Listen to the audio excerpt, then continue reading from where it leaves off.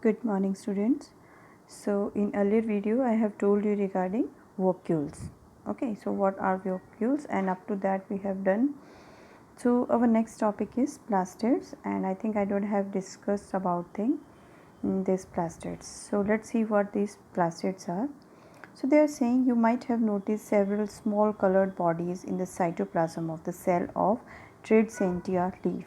So they are just saying because we are not at the school. If we were at the school, so we might have seen such things under the microscope.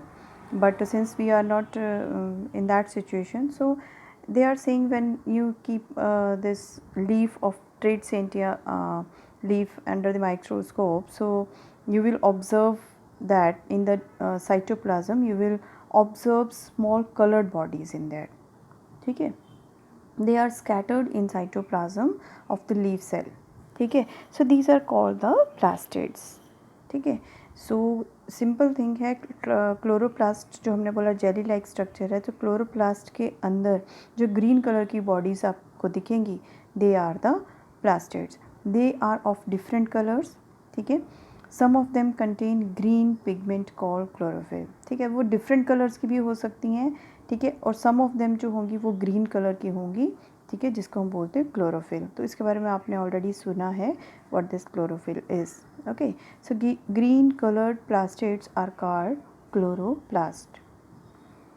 They provide green color to the leaves. So you may recall that chlorophyll in the chloroplast of leaves is essential for the photosynthesis. ठीक है, तो आपको एक चीज़ याद रखनी है that cytoplasm के अंदर कुछ कलर्ड बॉडीज़ होती हैं, उनको हम बोलते हैं प्लास्टिड्स. और जो ग्रीन कलर का पिगमेंट होता है उसके अंदर, उसको हम बोलते हैं क्लोरोफिल. ठीक है, और एक चीज़ और कि प्लास्टिड जो होते हैं they are present in the chlorophyll they are present in the green plants only. Plants only, plant cell में प्रेजेंट रहता है. ठीक है, so this was all about this your plastids. ठीक है, next was prokaryotic and eukaryotic cells. ठीक है, so the cells like, अब इसके बारे में आपकी टेक्स्ट बुक में जो है वो डायरेक्ट नहीं गिवन है, थोड़ा सा एक बॉक्स के अंदर गिवन है, because that might not be as important in मतलब आपके लिए साइड में, लेकिन आपको 9th स्टैंडर्ड में इसके बारे में पढ़ना है, तो फिर भी आपको ये पता होना चाहिए कि यूकैरियोटिक्स एंड प्रोकैरियोटिक सेल्स क्या होते हैं. बहुत सिंपल है. ठीक है, the cells like onion cells and cheek cells having well organised nucleus with a nuclear membrane are designed as eukaryotic cell. अब हमने क्या बोला कि कोई भी सेल होता है उसके अंदर साइटोप्लाज्म होता है, न्यूक्लियस होता है, और थर्ड थिंग हमने बोली थी सेल मेम्ब्रेन होती है. ठीक है, अब न्यूक्लियस जो मैंने आपको बताया था, तो मैंने ये भी बताया था nucleus is separated from cytoplasm with the nucleus के बाहर एक वॉल होती है जिसको हम न्यूक्लियर वॉल बोलते हैं. ठीक है, लेकिन कुछ सेल्स जो होते हैं, अब ये पहले इसका समझ लो. अब अनियन सेल है हमारी, फेस है, चीक सेल्स है हमारे. ठीक है, उनके पास वेल ऑर्गेनाइज्ड एक न्यूक्लियर मेम्ब्रेन होती है उनके सेल्स में. तो जिन बॉडीज़ के सेल्स में एक nuclear membrane, well organised nuclear membrane होती है जो सेपरेट करती है न्यूक्लियस को साइटोप्लाज्म से, तो उन सेल्स को हम बोलते हैं eukaryotic cells. All the organisms other than bacteria and blue-green algae are eukaryotes. ठीक है, तो अभी दो ही चीज़ें हमारे पास आई जिसका जो न्यूक्लियस है वेल स्ट्रक्चर्ड नहीं होता है, उसमें न्यूक्लियर मेम्ब्रेन नहीं होती है. ठीक है, बाकी इसने लिखा है all organisms other than bacteria they are having the well organised nucleus. ठीक है, तो उन all organism other than bacteria and blue green means bacteria और ब्लू ग्रीन एल्गी जो हैं उसमें वेल ऑर्गेनाइज्ड न्यूक्लियर मेम्ब्रेन नहीं होती है.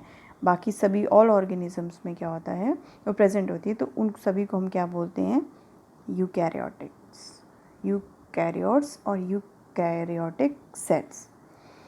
तो अब आता है कि ये प्रोकैरियोटिक क्या है, तो इसके अलावा जो हुआ उसको हम बोलते हैं प्रोकैरियोटिक सेल्स. मतलब जिसके इसमें well organised nucleus wall present नहीं होती है, ठीक है।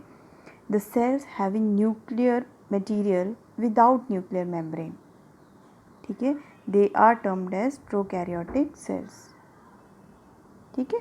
तो इसमें अब हमारे पास दो ही चीज़ें आएंगी, कौन कौन सी, bacteria and blue green algae. So the cell इनका जो होता है, इनकी न्यूक्लियर मेम्ब्रेन इनके पास नहीं होती है, वेल ऑर्गेनाइज्ड न्यूक्लियर मेम्ब्रेन नहीं होती है। तो कौन से दो हुए, bacteria and blue green algae, ठीक है, they are the prokaryotic cells. तो और इनको छोड़ के जितने भी सेल होंगे हमारे पास, दे आर यूकैरियोटिक सेल, मतलब ह्यूमन बीइंग के जो सेल्स हैं they are also eukaryotic cells, ठीक है। अब हम देखते हैं comparison of plant and animal cell. अब इनको हम कंपैरिजन देखते हैं कि क्या चीज़ थी जो उसमें थी और उसमें नहीं थी, ठीक है। तो पहले तो कॉमन चीज़ें आप देख सकते हो यहाँ पे, सेल मेम्ब्रेन, ये प्लांट सेल है, प्लांट का सेल है, आपकी बुक में ये डायग्राम गिवन है, और ये एनिमल का सेल है, ठीक है। सेल मेम्ब्रेन इसमें भी है, इसमें भी है, वॉक्यूल इसमें भी है, इसमें भी है, न्यूक्लियस इसमें भी है, इसमें भी है, साइटोप्लाज्म इसमें भी है, इसमें भी है। तो ये तो आ गई कॉमन चीज़ें, ठीक है। तो अब क्या चीज़ है जो कॉमन नहीं है, सी सेल वॉल। मैंने पहले आपको बताया था कि प्लांट सेल के केस में उनके पास एक आउटर कवरिंग होती है जिसको हम सेल वॉल बोलते हैं, which is required by the plants from to have protection from the external environment, ठीक है।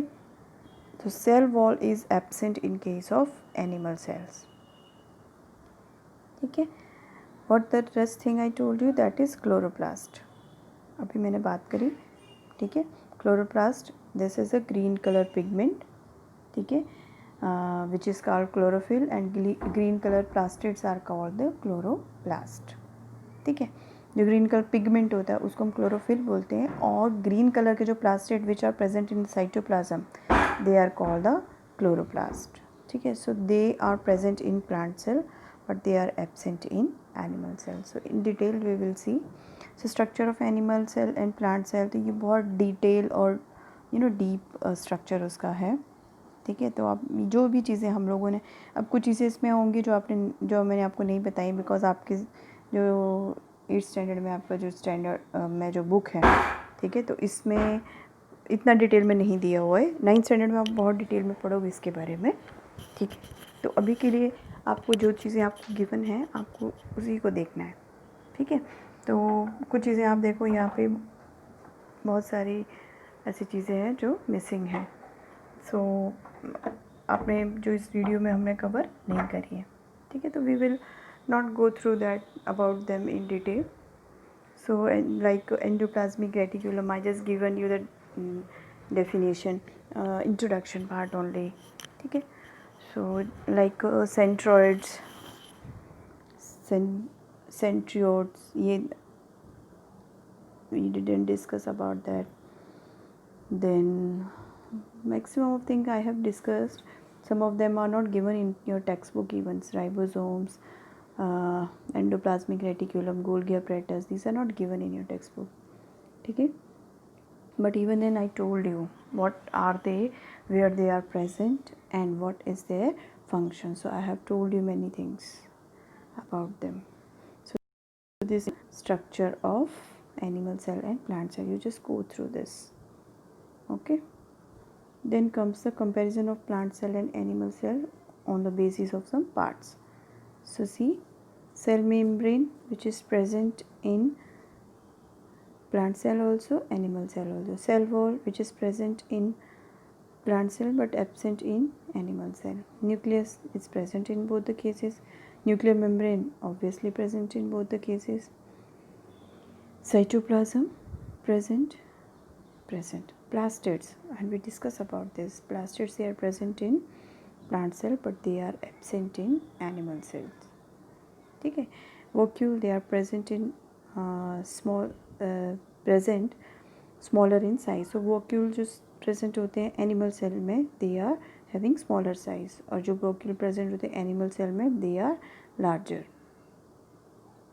ठीक है। तो दो चीज़ें आप देखो, दो चीज़ों का डिफरेंस है, एब्सेंट क्या चीज़ें हैं, सेल वॉल और प्लास्टिड, ठीक है, बाकी सब दोनों में प्रेजेंट रहता है।